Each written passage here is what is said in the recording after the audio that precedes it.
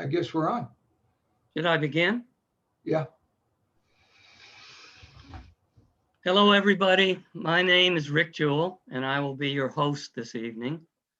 I'm an emeritus professor from the USC School of Cinema Television, where I taught Hollywood film for over 40 years. A lot of my colleagues at USC were most envious of my position. In fact, one of them once said to me, "They actually pay you to do that?" Anyway, I'm happily retired now, but I'm also happy to be here as your host this evening. Tonight, you will have the opportunity to meet and hear from one of Hollywood's most productive and accomplished families, the Leaders. The impetus for the event is the publication of Reuben Leder's first novel, the cover of which appears twice on your screen.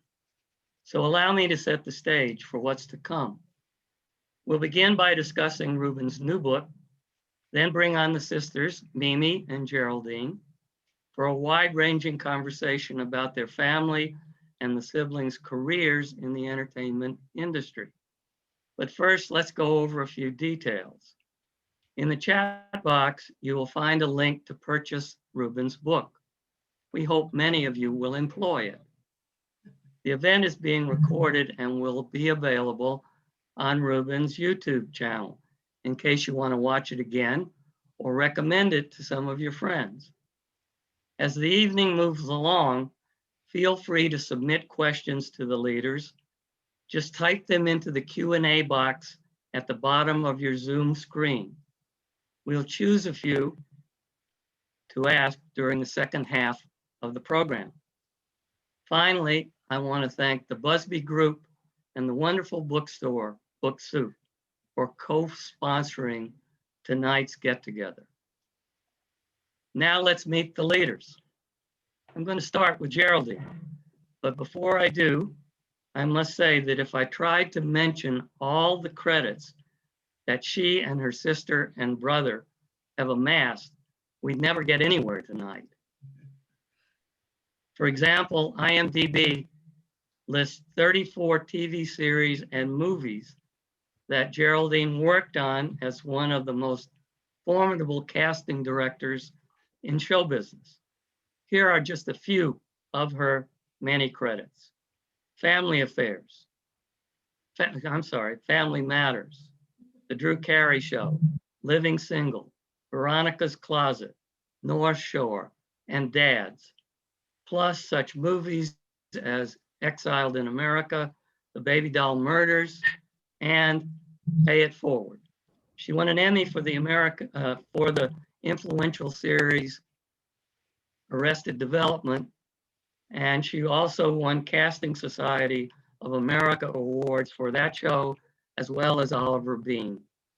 Geraldine is presently Senior Vice President of Casting for Paramount Television. Say hello, Geraldine. Hi, everybody. Thanks for being here to hear about my brother's book. We're really excited about it. All right. Thank you, Rick. Are we all? Aren't we all? Sure. All right, Mimi's next. Her credits are also enormously impressive. She's both a producer and director, but I'll confine myself to some of her best-known directorial efforts. Most recently, she's been a major creative presence on the acclaimed The Morning Show, starring Jennifer Aniston, Reese Witherspoon, and Steve Carell. Before that, she directed episodes of LA Law, China Beach, ER, Shameless, and The Leftovers, along with such feature films as The Peacemaker, Deep Impact, and On the Basis of Sex. She has won numerous Emmys and the Franklin J. Schaffner Award given by the American Film Institute. Welcome, Mimi. Thank you. Good to be here celebrating our brother Reuben and talking about his incredibly brilliant book. Good to be here. All right, now let's move along to the man himself, to Reuben. He's also produced and directed, but he made his mark as a screenwriter working on multiple TV series, including The Incredible Hulk, Magnum PI, Star Trek, The Next Generation, JAG, Kung Fu, Nash Bridges, and of course, the beloved Flipper. He also wrote the teleplay for the final chapter of the Rockford Files and wrote and directed Baltic Storm, a European set film starring Greta Scacchi, Donald Sutherland, and Jordan Prochnow. But it's Reuben's debut novel, You Might Feel a Little Prick, that brings us together this evening. As you might surmise from the title, the subject is America's often Kafkaesque healthcare system. I've read it, enjoyed it immensely, and will ask Reuben to discuss it in just a minute. But first, I want to read an excerpt from one of the rave reviews his book has been garnering. This one was penned by Joseph DePrisco, author of Subway to California, The Pope of Brooklyn, and The Good Family Fitzgerald. DePrisco, who is also chairman of the New Literary Project, describes You Might Feel a Little Prick as a sinisterly hilarious and hilariously sinister medical thriller. You may never view a snowman in the same way again, and you'll definitely remove general anesthesia from your bucket list. You'll have Reuben Leder to applaud once you finish his riveting, rollicking novel. Oh, and the cagey detective is worth the price of admission too, more than up to the task of taking down the con artists who abound. Then when you reach the surprising end, you will find also that love is, as ever, the biggest, freshest, most satisfying surprise of all, and that you have been lucky enough to have read a love story unlike any you have ever read before. Wow, I would call that a perfect end. Reuben, it's your turn now. Without giving too much away, introduce the audience to your story and characters. Okay, first I need to say three things. One, thank you, Joe, if you're out there. That's just, well, I want to say insightful and incisive, but it's wonderful. Thank you so much. The other two things I have to say is don't laugh when I smile. This is COVID deferred maintenance. And the third thing I want to say is I have a little white dog at my feet that I'm tasked to watch. If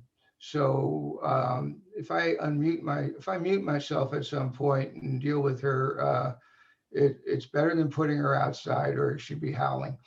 About the book, yeah, it's a dark and gory comedy that it's about three people taking a journey from disillusionment to redemption. First, I want to say I sort of trash a lot of medical personnel and a veritable who's who of crooks and fraudsters and con men that I've run into. But this book's not about them. Well, of course it's about them, but it should not take away from the real heroes in the medical profession on the front lines dealing with COVID. They are the best of us, and I bow at their feet. This book actually begins in the pre-COVID era and doesn't end until COVID is just entering the media's consciousness. So COVID's not a factor in the book, but I just wanted to acknowledge those heroes out there because this book's not about them at all. This begins at a hospital called Cleveland Mercy Hospital in Cleveland, and it's Christmas Eve of 2018, and it's snowing. It's not Hallmark snow. It's like lake effect, horizontal, no one on the street snow, and the Christmas lights are up, and there's a scream, and a snowman or a guy dressed in a snowman suit falls out of or is pushed out of a penthouse window. He screams and slices through the snow and disappears. He's not found again until months later in spring, late spring, when Cleveland thaws out. And in the interim, there's been a body count of people who work at Cleveland Mercy who are con men, crooks, and the fraudsters I referred to. And they bring to the attention of Lieutenant Artemis Sikorsky, who's a celebrity, is a Cleveland homicide lieutenant and a celebrity policeman. He's just, famous there. And he's on his last case before mandatory retirement. But he has another agenda, one that's deeply personal and heart-wrenching, and he's going to be forced to make the most moral and ethical decision of his life as he comes into the orbit of a patient and a doctor. The patient is Nick Glass. He's 27 years old. He presently works for a health insurance company, which is really the dark side. Before that, though, he was a local hero. He was a baseball player drafted by the Cleveland Indians and was in their minor league system and was in there for a couple of years until Cleveland and he realized that his ceiling was some other guy's floor. So he was released and found the job and was lucky enough to pick up the job at Easy Care Health Solutions. They like to use him as their local hero face and also as a ringer in their softball games. The doctor is a first-year intern. Her name is Julie Toffoli.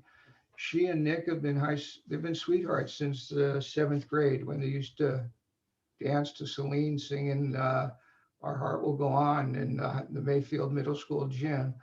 And since she was 4, she wanted to be a doctor. She used to cure her Barbies. Anyway, I am lost. So Nick is the victim of a failed spinal fusion, and Julie is the victim of, well, you have to read the book, but she's framed for a lot of stuff that she didn't do. And to say anything else would be a spoiler. But Julie and Nick have plans, and Vince Scully, the famous Dodger announcer, he used to say, if you want to make God laugh, tell him you have plans. And anyway, their plans don't work out the way they hope they would, but they work out. So Julie and Nick and Sikorsky in different ways are victimized by a system that's supposed to do the opposite. So the book is about their journey from disillusionment to redemption. And it's funny, it's gory, but it's also quite poignant. And that's about the best setup I can do. It's pretty good.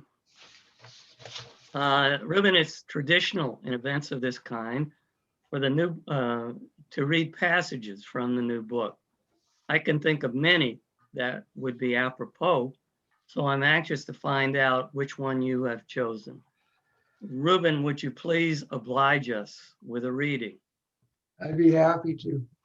I'm not an actor, and maybe this is apocryphal, but as Dorothy Parker said about Katharine Hepburn, she has the film to prove it. Anyway, Victor Mature also said that, I think. Anyway, people out there probably don't know who any of those people are. Google. So the book, as I said, is really hyperbolic. It's on, the jokes are on steroids, the situations are on steroids, and it's loaded with really funny dialogue. And I'm not going to read any of it. I'm going to read this one part where, towards the end, where Nick and Julie are in a bad strait. And so I will just read this small passage here. Bear with me with my raspy voice. Nick and Julie were once again cuffed, but this time to each other. An attachment as inevitable as breathing. But for how long? Julie wondered. They were alone on one of the slatted backless benches in a barren holding tank, a dank, empty room, which smelled of stale sweat and bad choices.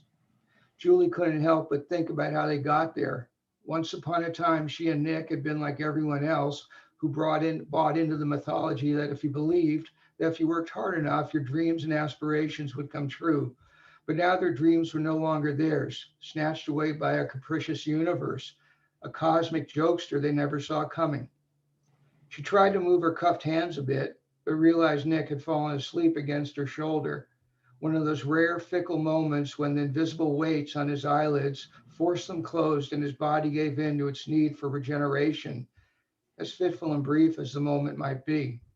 So Julie kept her cuffed and sore hands still, ignored the chafing pain as she rebuked her gone rogue mind for wondering what might have been, no, what should have been, what inevitably led to which inevitably led to wondering where and how the rest of their lives would play out from here.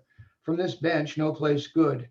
Separate cells and separate prisons, to be sure, in separate but similar states.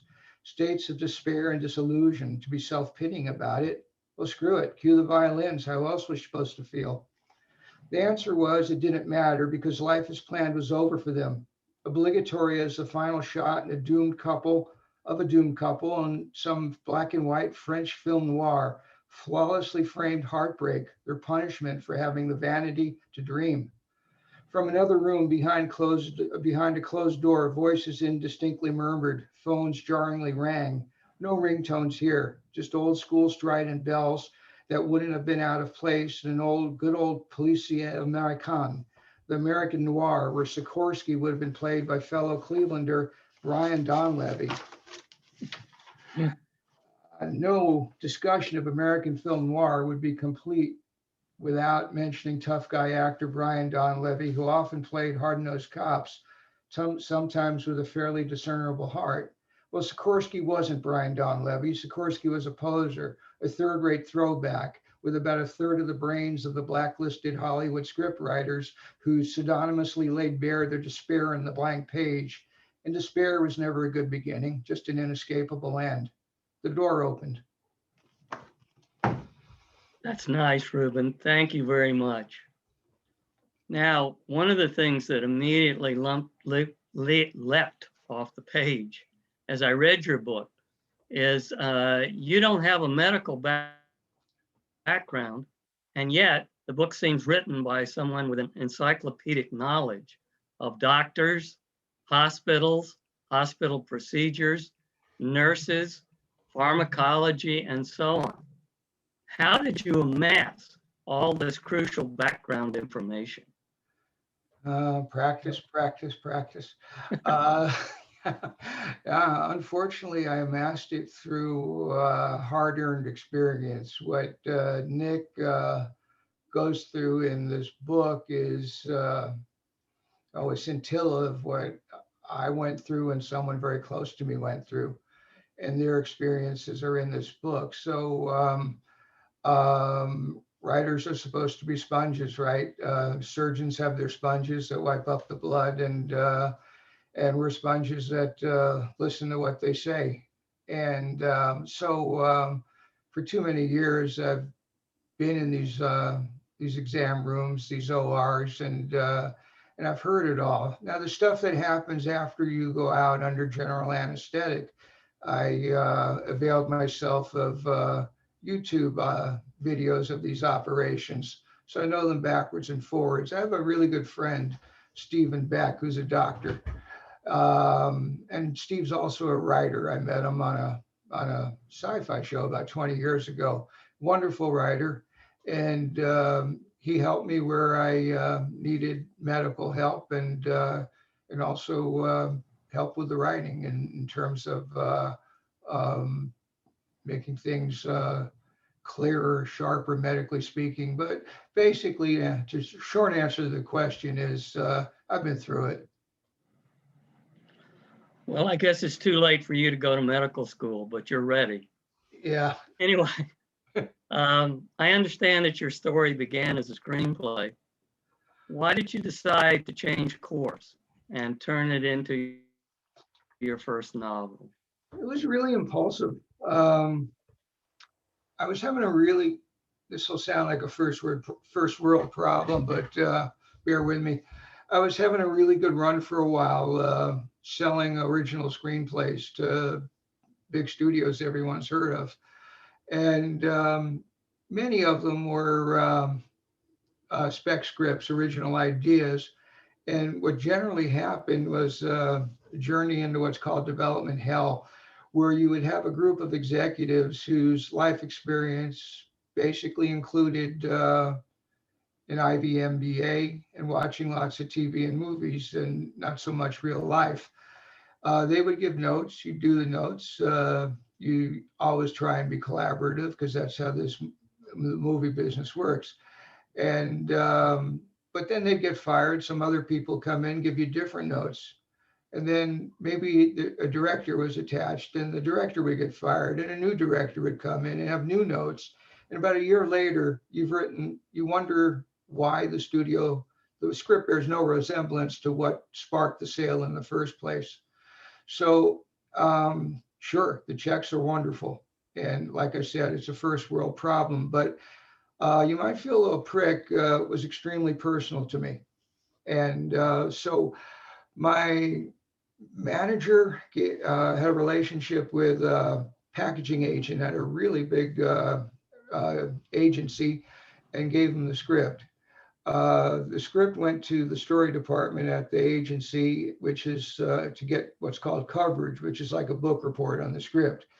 The coverage was, we got a hold of the coverage, and the coverage was, it couldn't have been cooler if I had written it myself. It was really flattering. And it ended with strongly recommend. So I thought, man, I'm on my way. I'm going to get a movie that's really close to be made. And I got a call from the agent a couple of days later. He was in his car. And he said, you know, my brother, great script. My brother's a doctor, though, and they're not like that. And what do you say? I went, well, I don't know your brother. I didn't know you had a brother. And I wasn't writing about your brother. I was writing from personal experience. Definitely, I put it on steroids, but it's all from personal, it's virtually all from personal experience. And, you know, I did the writers are sponges. You know, how when you're in a gurney in pre-op and you hear two doctors washing their hands 10 feet away, trashing a patient, you kind of remember it and you use it. Anyway, he ultimately wanted me to soften it. I was pushing back politely because you always got to be polite. And if this was in the movie The Player, if anyone remembers that, it was a satire in Hollywood. They wouldn't put this scene in, but the guy went, the agent went, oh, I just been rear-ended, I gotta go. And he hung up on me. Yeah, I didn't hear any sound effect of a car hitting him, but he later called my manager and said, you know, your client is just really kind of a difficult guy. And basically he wanted me to soften the script. And at that point, I just got very impulsive. Like I said, first world problem. The money wasn't an issue. And so I asked my agent not to send it out any other place. I was going to write it a novel. That way, for better or worse, what was on the page was going to be mine. And I was going to be responsible for it. I was going to own all of it. And that's what happened. And that's why it's a book. Did you find the novel form difficult? What would you say are the main differences between screenplay writing and writing for the literary world of the novel? It's kind of in the beginning, at least, it's the difference between Chinese and Turkish. It's as a screenwriter, you're trained to write what the camera can see and what the sound can hear. And you put a little bit of yourself in it, but really you can't go into people's heads. You just write what you see and hear. And so you're trained to be very minimalist. And the director, of course, interprets what's on the page. And it's a collaborative medium. And you hear the actors do rehearsals of it on its feet. You go, that sounds horrible. I'll fix that. The novel is totally the opposite. You get to go inside people's heads. You get to write in different tenses. You get to do all sorts of stuff. So in the beginning, I went, freedom. And basically, I got through about 6 months of a draft, paused for a surgery, believe it or not. And when I came back out of anesthetic and read what I'd done, I went, wow, this is self-indulgent crap. So I took the discipline I had as a screenwriter and put it to the book, and the result was a lot better. What would you say came easiest in the novel writing, and what was the toughest, the most difficult? Getting over the sense of being self-conscious. You know, you read so many books and they go, the sky was slate gray, and it was a dark and stormy night. And you know, you got to set the scene. You always do. You got to set it in the screenplay as well. But so there was a little bit of self-consciousness writing stuff like that, but I got over it pretty quickly as I learned to just let my voice go. I used to write songs. I'm a musician, was a musician, still am a musician. And I stopped writing the music and I stopped writing the lyric part of it really quickly because I felt so self-conscious rhyming. And so I wound up writing a lot of songs, and a couple have been recorded, but I ultimately just stuck to the music end of it. So I was very self-conscious, but got over it, and just let the honesty of the words and characters take me where I needed to go. Were you influenced by any particular works, be they novels or screenplays or movies that you've seen, or television shows, or even plays? One influence, and it's kind of a strange one. In 1967, there was a movie called Theater of Blood with Vincent Price and Diana Rigg from the Avengers. Vincent Price played a lot of horror movie guys back in the day. And in this movie, he played a really hammy Shakespearean actor, and he got terrible reviews. And with his daughter Diana Rigg and her band of street theater vagabonds, they went and killed all his critics in using scenes from Shakespeare. And it was a very funny arch movie. So that was inspiration to do this. The one significant departure I had to take, though, was my characters aren't killers. They're not murderers, and I couldn't make them murderers and killers. They had to be decent people caught up in circumstances beyond their control. So any of the deaths that happened are due to the greed, the avarice, or trying to cover up their crimes. And so basically, the dead folks in this book brought it on themselves. Nick and Julie put it down to karma, and which is not really a great legal defense, but they didn't kill anybody. But that was my inspiration, Theater of Blood, the initial inspiration. That's a good one. Yeah. I'm guessing one of the trickiest parts must have been nailing the tone of the book. It's both laugh out loud funny and also pretty dark in spots. How Yeah, did you navigate the tonal shifts as you developed your narrative? sort of used to that. My inclination is to put humor in everything. Let's go back to Magnum PI. I wrote scores of them and rewrote uncredited maybe about 75. And Magnum is remembered as a very funny show, but also it was a very serious show at times. That we did one episode that had to do with the highest stake was the softball game, who won it. We did others where the characters went back to Cambodia to bring back somebody that was a friend of theirs, and so deep dark themes were dealt with in that. And so on Magnum, you would ride a roller coaster from kind of almost slapstick comedy to very deep and dark places. And so I always had that inclination anyway, and I honed it there. And I don't think I could write any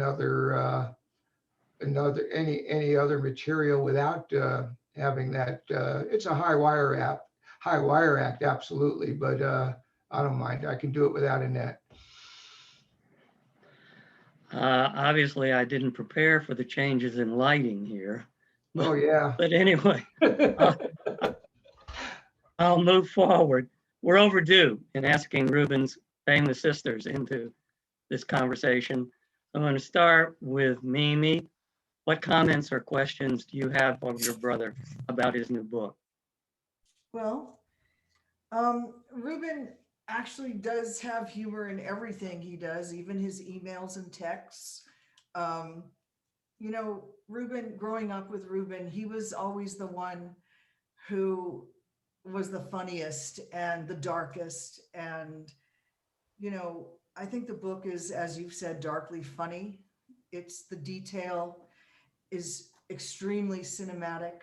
I love the wit. I love how you set every scene.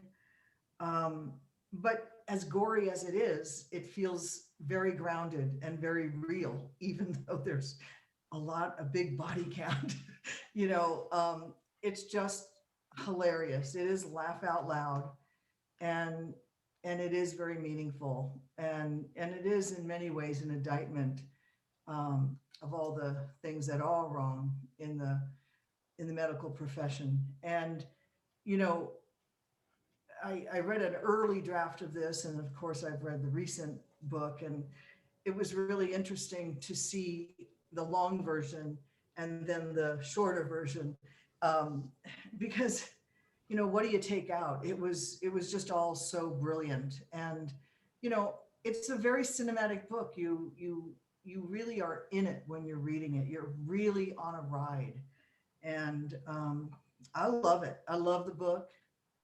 I think we should make a movie out of it, and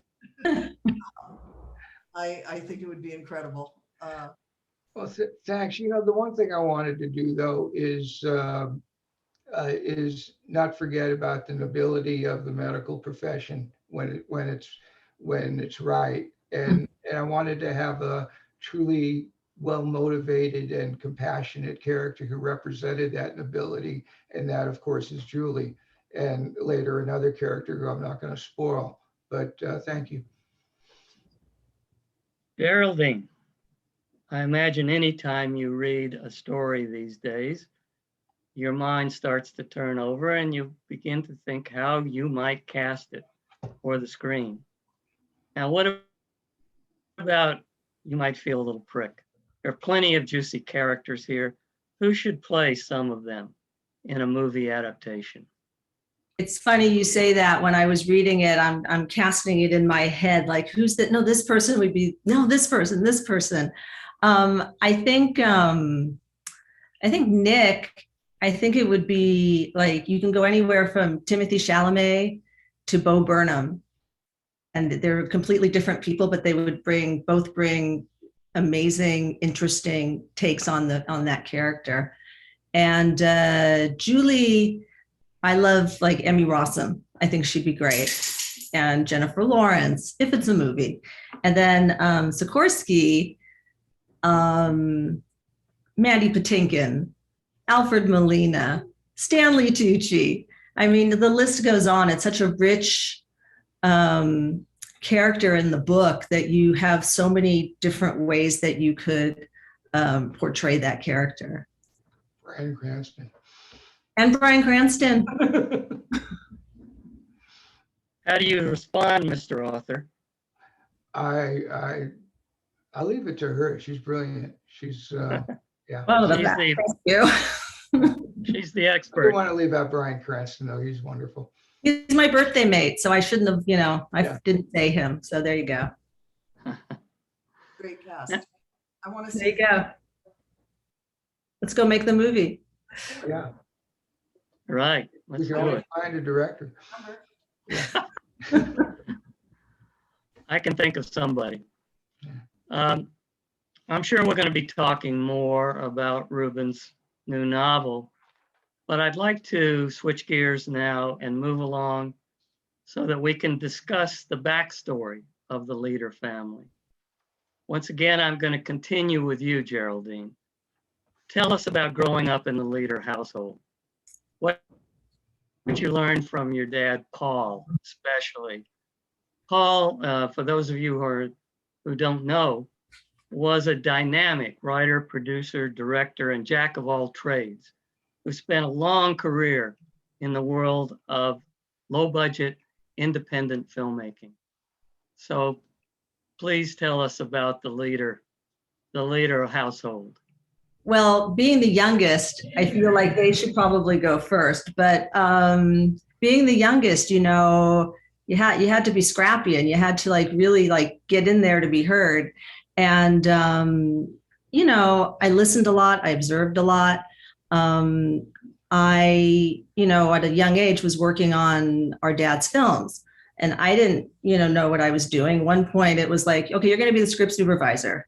I'm like, well, that's what Mimi's doing. Well, Mimi's doing something. Mimi's doing something else. You're going to do it. I'm like, okay. So Mimi teaches me.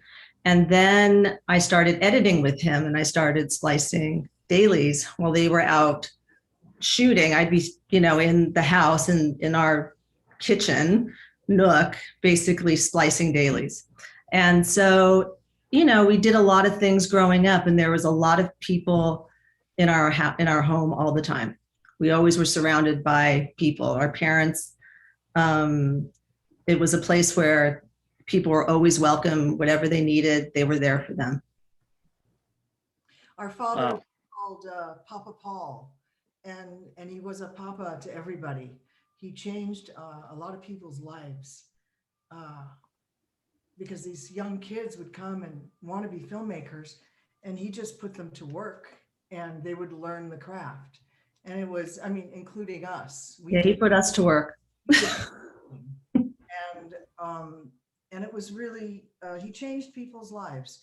And our mother would cook noodle kugel and bring it to the set and brisket. And it was really a family affair growing up.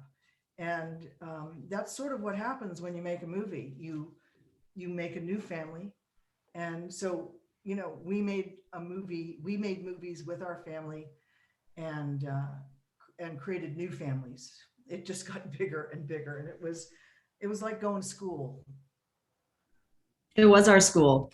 It was pretty incredible. It was a trade school, but another aspect of it was Dad mentored so many people, and so many young people.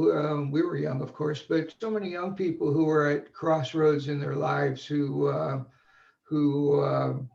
had problems who had issues, and he was always there for them. He became a surrogate father to people who didn't have families. I remember someone a woman from El Salvador who was big and strong. He helped get her green card, and she became the moon person on a number of his movies. You know, he had this immigration lawyer always working on getting the crew green cards.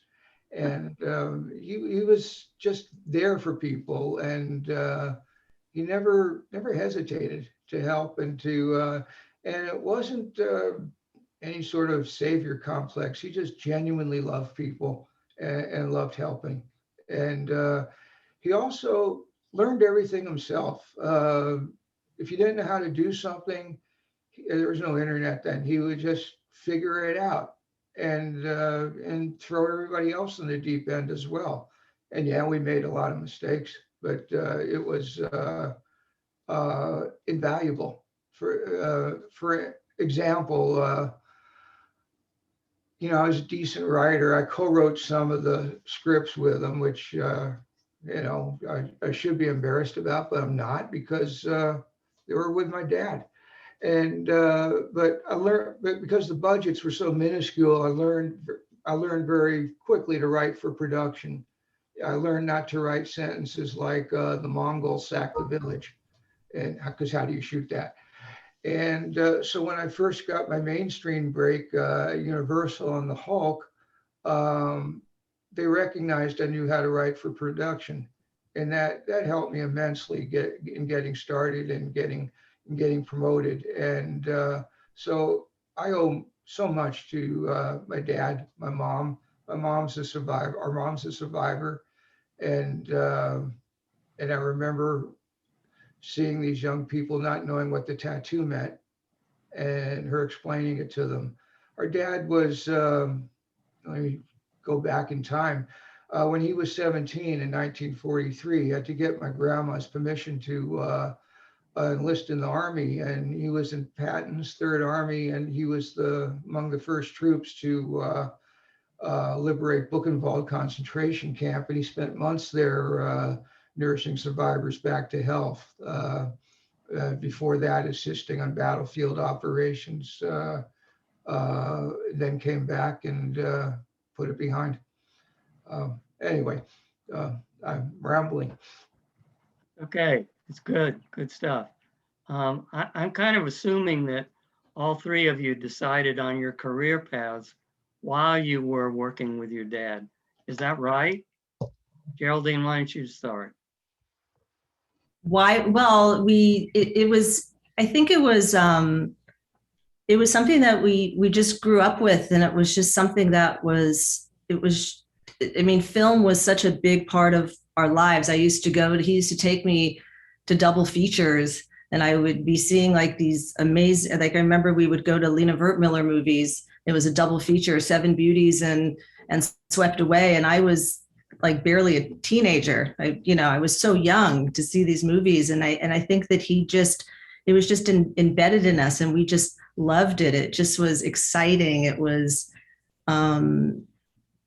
just what we did. It was just, I don't know how else to say it. And we loved doing it, and we loved every part of what it was that we were doing on these films. And it's in our, as Geraldine said, in our DNA.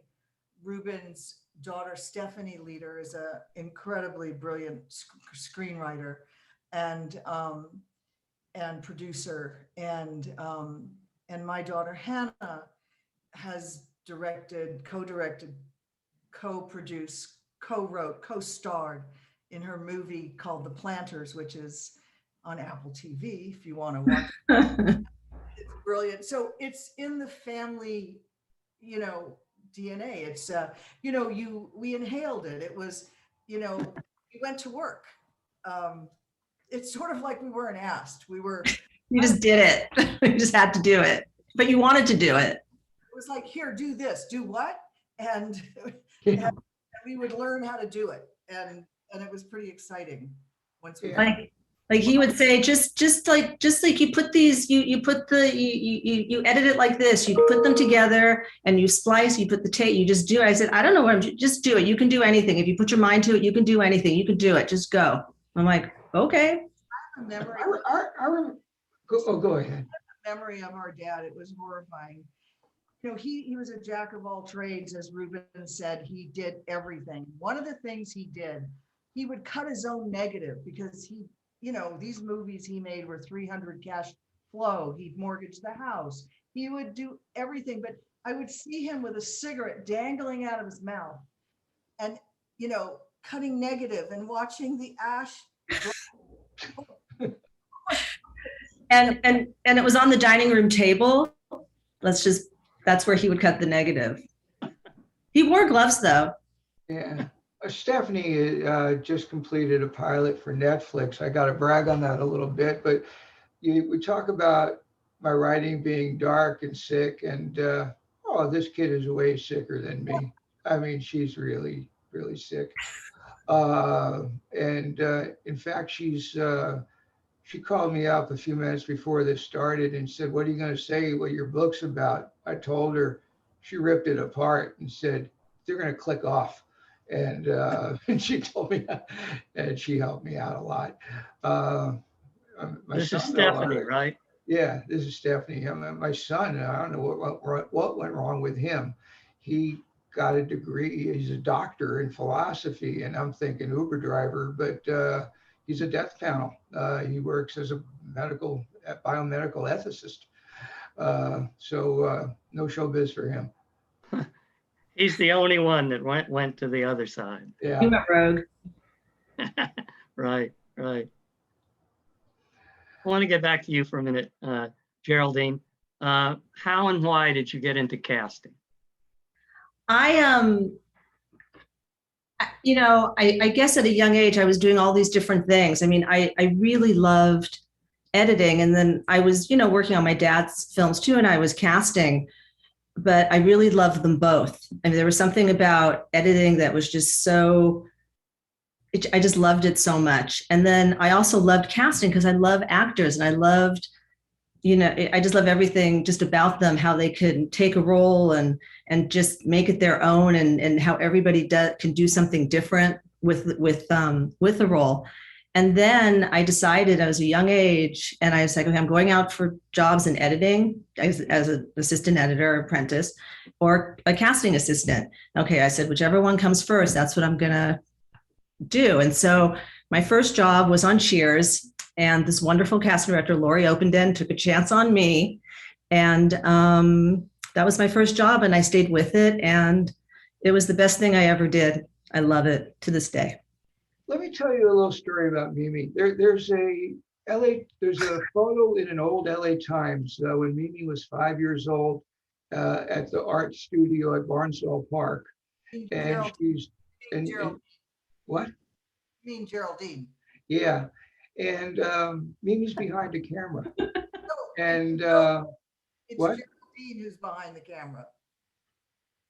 Geraldine was behind the camera? It's You're Geraldine. in the story.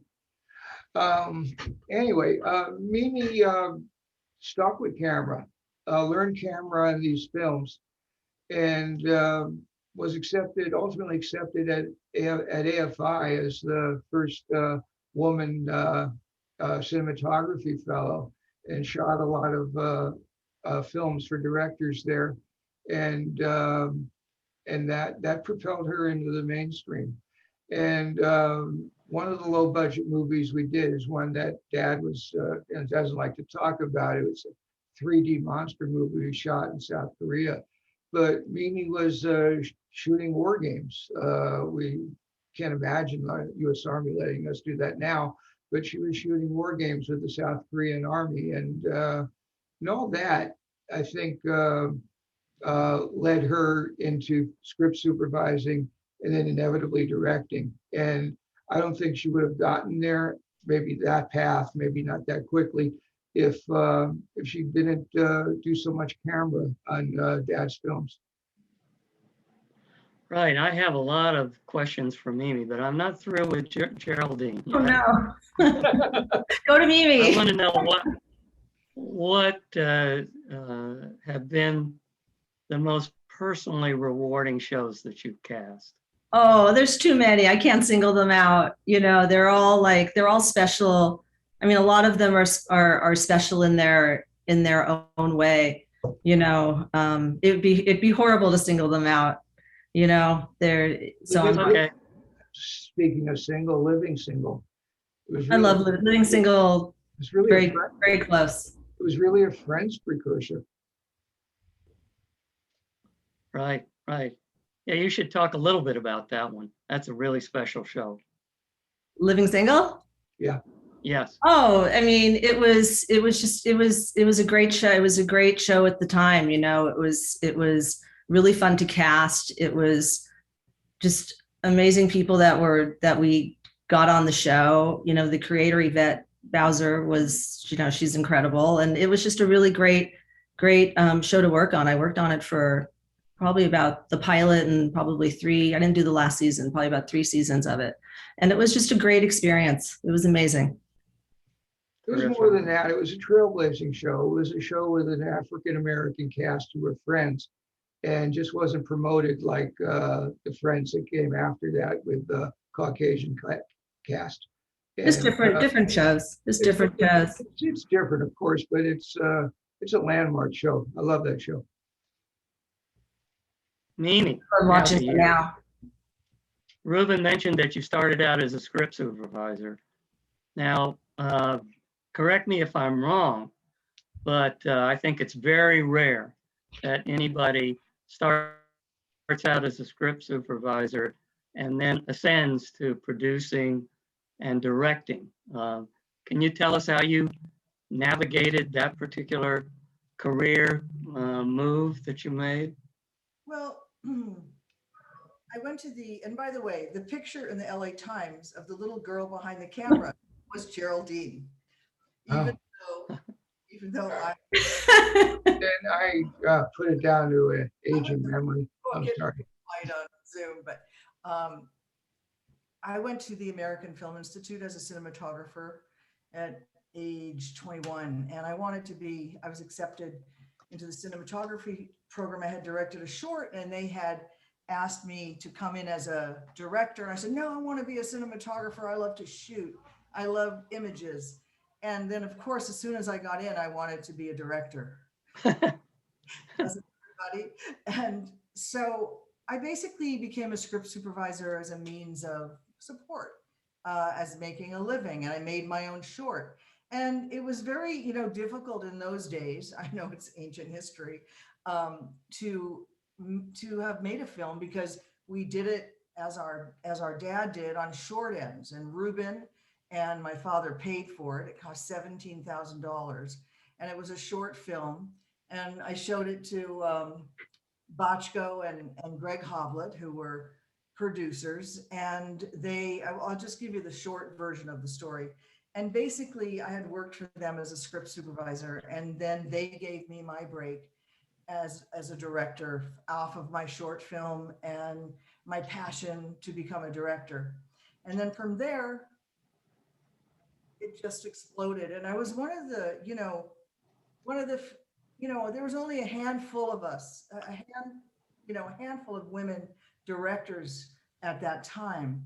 And, it was oftentimes the only woman in the room, and, the only woman getting these jobs and these directing jobs. And it was quite an experience. And when I became a producer on ER, and before that, China Beach, I in turn hired a lot of women, and brought them up. I always have done that when I'm in that sort of position.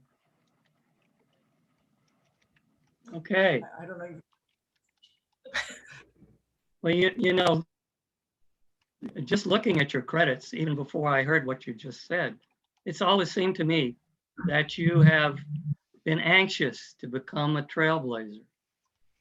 Certainly moving from cinematography and then script supervising into directing and producing, being the first female cinematographer at the AFI, really, I think maybe I'm missing somebody here, but being the first female director of big action pictures like The Peacemaker and Deep Impact, and also being the kind of pilot director for Apple's first foray into narrative filmmaking, which put, I'm sure, an enormous amount of pressure on you. Can you talk about that? Why you've always gravitated toward, in many ways, the most unexpected, difficult roles?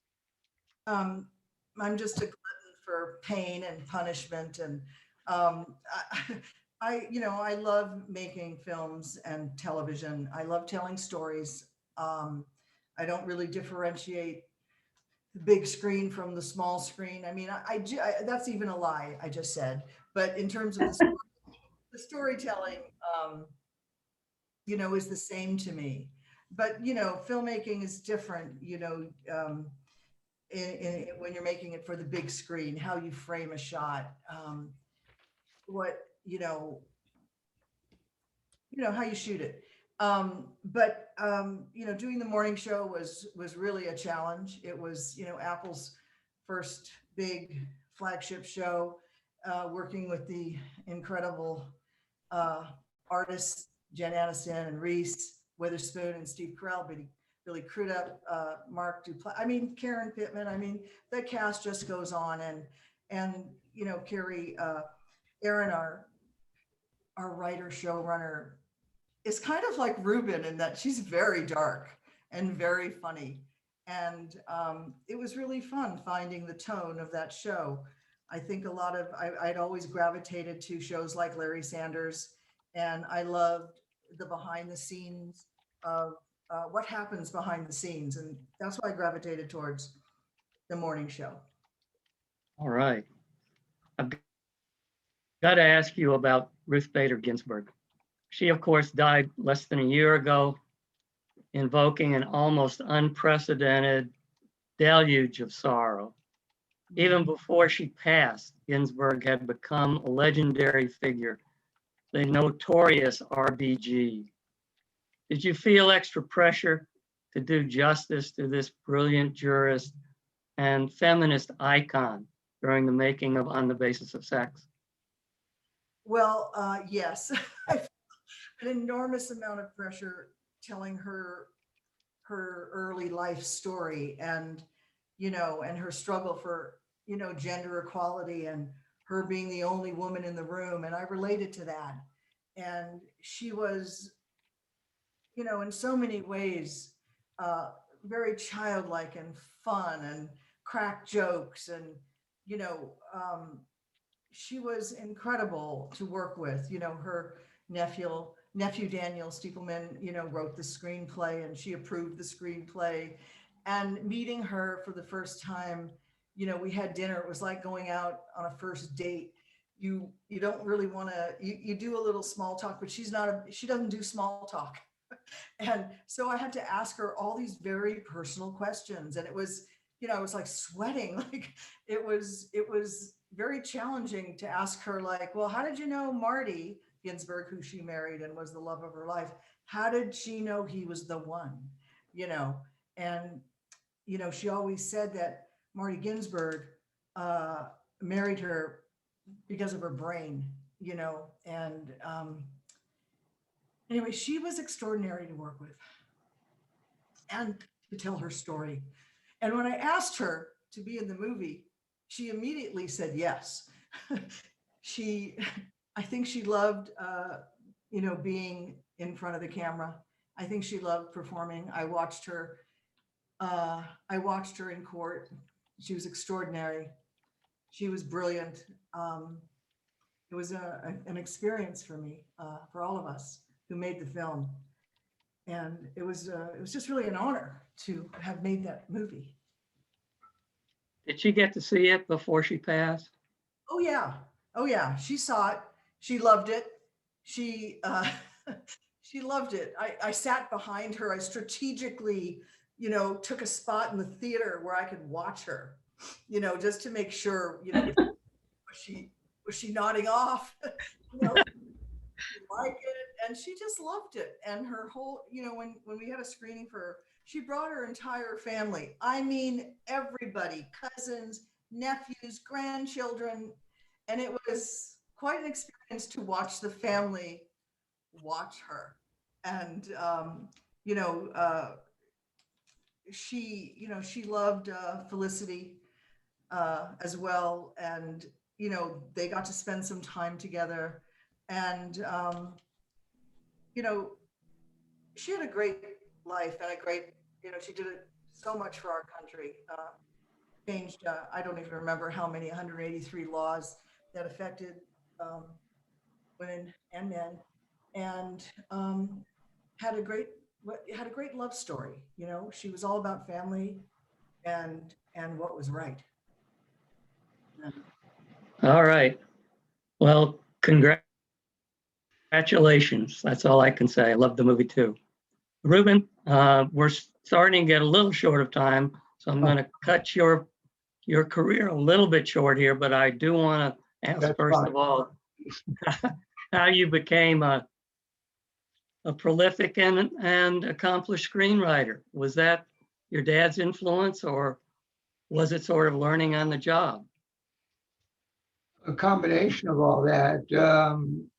I think I first thought I could write when at Hollywood High, got an English teacher in September, new class, who gave the kind of lazy assignment of write an essay of what you did this summer. And I went, all right. So I made up the most fantastical, absurd summer anyone could have. But I wrote it really in a droll way. And she bought it. I got an A+. And it was total fiction. I thought, I can do this. And so, yeah, that working with my dad. But it wasn't easy breaking. Our dad had no mainstream connections. He didn't aspire to have any, so there was no help there.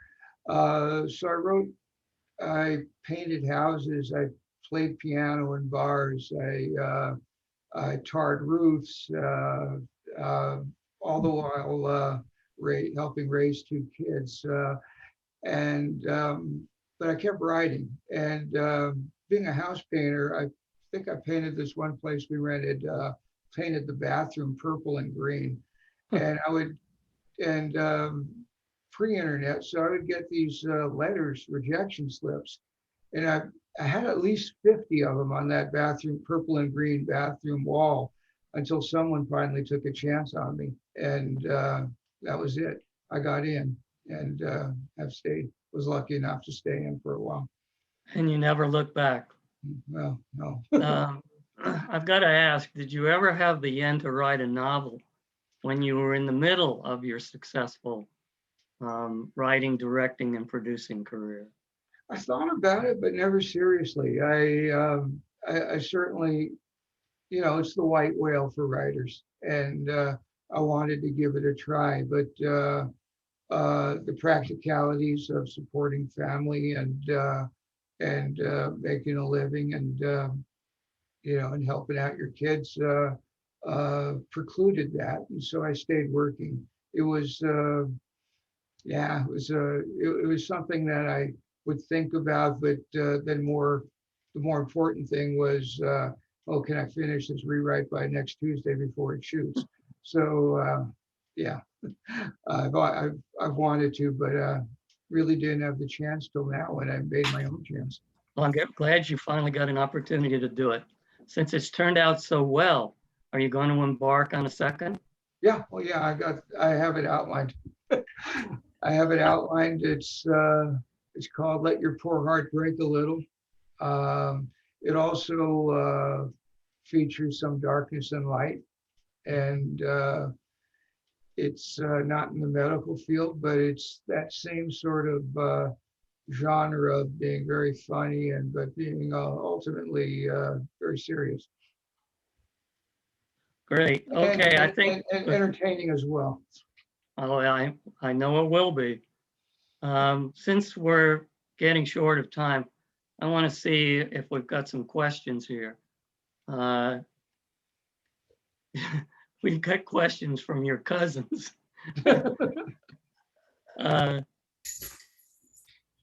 I think one of them's already been answered. Let me see what else. I cheated a couple, Yeah. typed a couple of. Oh, this is a good one for you, Reuben. Oh. How have your sisters inspired or encouraged your creative process, if at all? Good one. Only in the sense that doing it together, it forced us, I think, not forced us, but put us in a position to become closer. And that in itself is an inspiration, because we were all working towards the same goal on many of those movies. One of them, our dad did. He did the other one, the more lurid ones, to pay for the ones that were close to his heart. He did one called Going to Chicago, and I remember the three of us worked on that, and it was about a character involved in the riots at the 1968 Democratic Convention. He beat Aaron Sorkin to it, and I remember working with Mimi and Geraldine on that. And so, no, they didn't inspire me to write, but it certainly was awesome working with them, and still is. I would add that our father's film, Going to Chicago, won the Best of the Fest in 1992 at the Santa Barbara Film Festival. First year in its existence. Wow. That was He quite. was a pioneer, just like you folks. You know, I was unsure whether I should bring up this title, but because Harry Cason has asked the question, I'm going to do it. Oh, Reuben, I Harry. guess this is for you. Any plans on the novelization of I Dismember Mama? Well, first of all, Harry, that wasn't my dad's title. It was written by his best friend, Bill Norton, who wrote some really cool movies in the 60s and 70s. And the distributors, he was a playwright initially, and the distributor retitled it I Dismember Mama, even though there is no dismembering in the movie. It's false advertising. So someone else must own the rights to it. But no, Harry, no plans. It was originally called Poor Albert and Little Annie.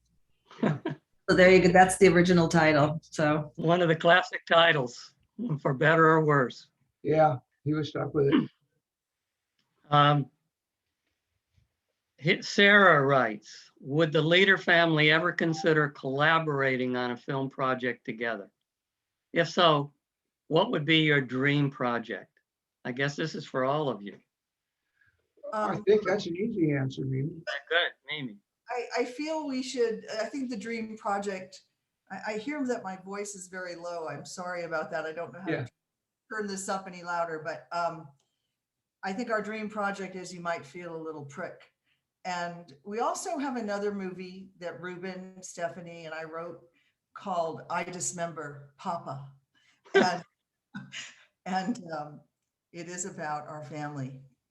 And it is about the making of that movie. So we are thinking of making that movie as well. You two want to add anything?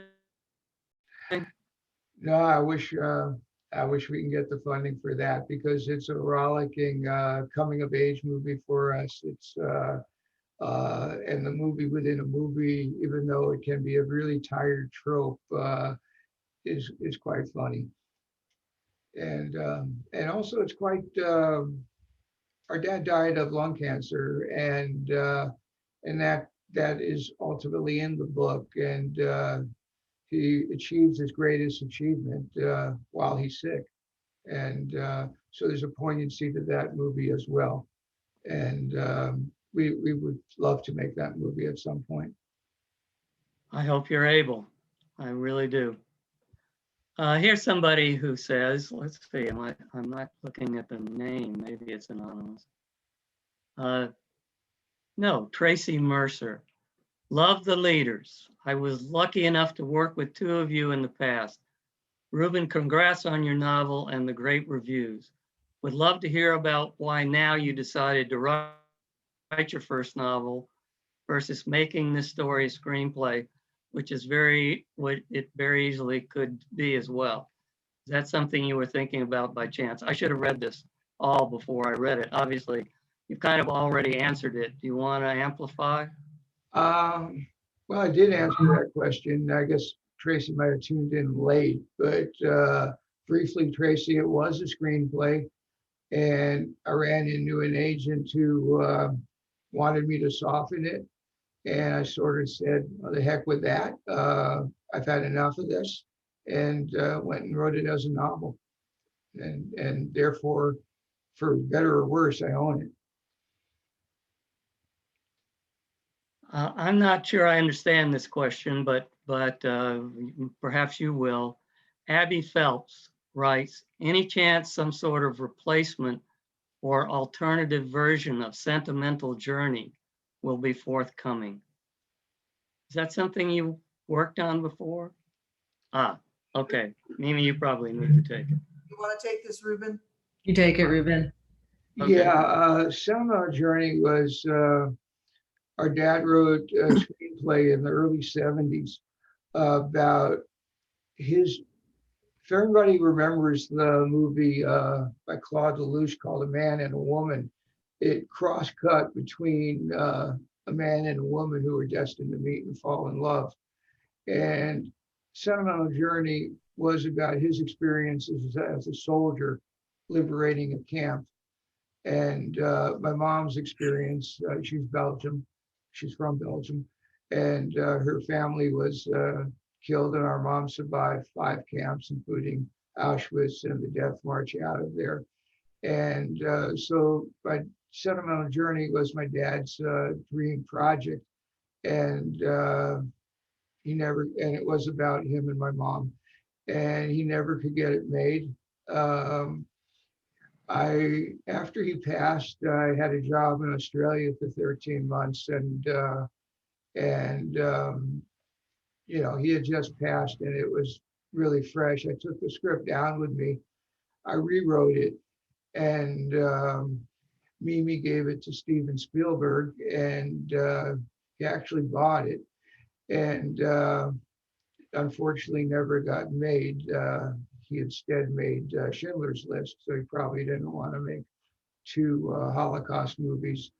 So yeah, it's still in our DNA, and we still would. Abby's a cousin. We still would like to make that and somehow get it made. There's no question about that.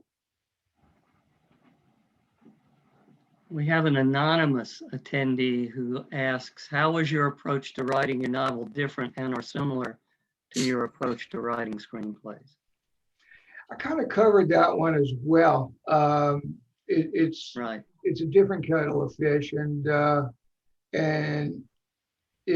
novel I found to be much more liberating writing experience in terms of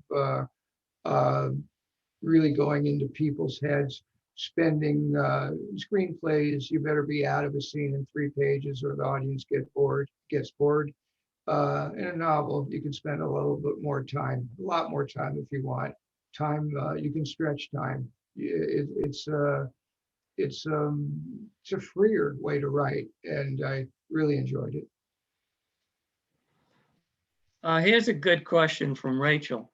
As someone who works in the medical fields, specifically medical devices, the medical accuracy is uncanny, particularly with morally questionable behavior of healthcare employees and management. Can you walk us through the character development of some of your villains? Were they modeled after people you met during your healthcare experiences? Yeah, absolutely. I don't know who Rachel is, but it's a great question. When you check in to get an operation, in case, for instance, a fusion inserted into your back, a bunch of titanium and metal, there's one form they make you sign that says it's okay with you if the doctor has a proprietary interest in the medical device that may or may not be inserted in your neck or your spine. I've had them both. And there's something that's such a horrible conflict of interest, where a doctor may make money he or she would be more liable to recommend the surgery, because they're making money on both ends. They're making money as a doctor, but they're also making money as part owner of the medical device. And it's a terrible, terrible system. I've been through it, so I exposed it in the book and talked about it in the book and talked about the morality of it in the book. It should be outlawed. Doctors, of course, should be well compensated for all the years they go through learning medicine, but this is double dipping. Reuben, Jade Christensen is anxious to buy your new book. He asks, how quickly can the new book be finished? You might feel a little prick has been a saving grace in my busy life, and I need more ASAP. Jade, I'll go as fast as I can. I will go as fast as I can. I promise. All right, well, we're kind of coming to the end here. Let me see if I've got any other really good ones.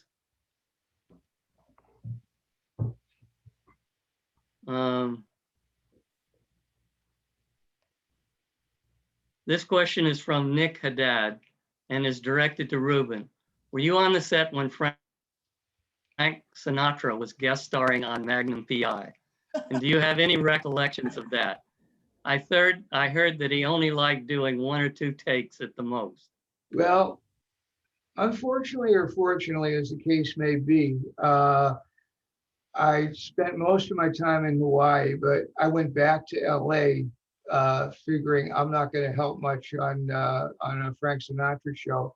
So I went to cast the next couple of shows, go into the editing room and do a couple of cuts and do the mixes on a couple of other episodes. I would do that periodically and then fly back to and then develop some more scripts in LA with the staff writers that were not in Hawaii. We only kept one writer in Hawaii, and so I missed the Frank Sinatra one, and but it was sort of a choice. I had too much to do. It would have been an indulgence. Too bad, there'd been stories. Yeah, that's a bummer.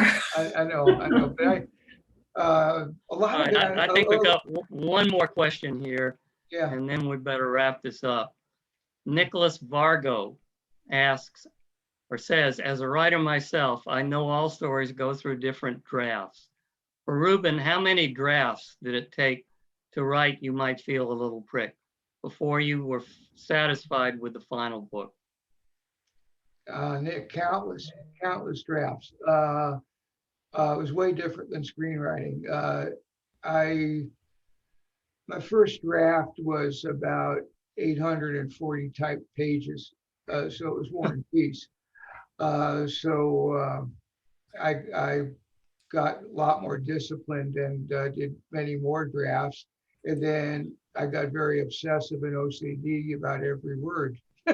And so it was cutting subplots initially and shortening it, but then it was just making it as tight as possible. So I can't count the drafts, but there were quite a few. Well, sadly, we're almost out of time. Please remember that a link to purchase Reuben's novel is available on the chat box, as well as a link to Reuben's website. We also want to give a vociferous shout out to Book Soup for sponsoring this event. They have copies of Reuben's novel in stock, waiting for people to come and browse. Indeed, we should treasure all the independent bookstores like Book Soup around the country. They are an endangered species with no federal laws to protect them. Let's save as many as we can through our patronage. Finally, I want to thank the leaders for this extremely stimulating evening, and of course, all of you for attending. Have a good night and stay safe. Thank you, Rick. Thank you, Rick. Thanks, Rick. Loved it. And really a huge shout out to everybody who logged on and watched this. We all really appreciate that. Thank you, people.